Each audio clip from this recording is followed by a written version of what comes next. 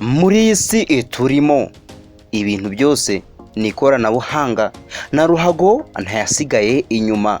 Uyu munsi wa none rero tukaba tugiye kubagezaho uko imipira izakinwa mu gikombe cy'isi cya 2022 yashyizwemo ikoranabuhanga rifasha kuvumbura uwaraririye. Iyi ni Igo Stamina TV, nge n'umwami Tomutoni ibigwi ikaze.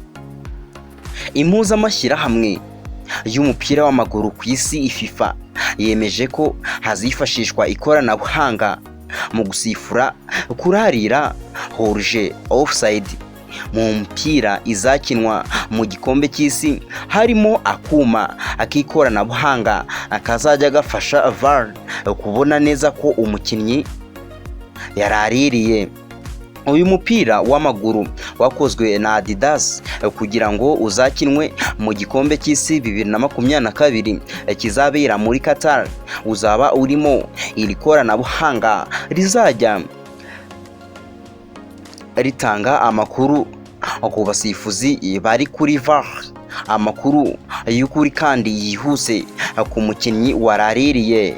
Umupira uzakinwa mu gikombe cy'isi wahawe izina ry'icyarabu Warariye, ni ijambo risobanuye urugendo, kugira ngo hatorwe inyito y'uyu mupira hagendewe ku muco, imyubakire, amato y'ibitangaza n'ibendera ry'igihugu cya Qatar.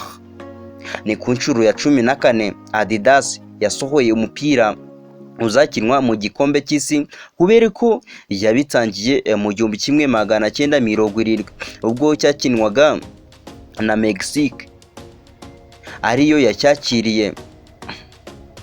Adidas yatangaje ko uyu mupira wakozwe wihuta cyane mu kirere kurusha indi yose yawubanjirije.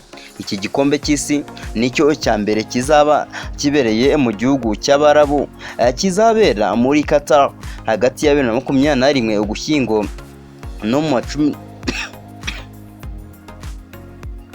no kuwa 18 Ukuboza 2022. Iyi ni Igo Stamina TV, ibi tukazajya tubibakurikirana umunsi ku wundi. Hasta la vista.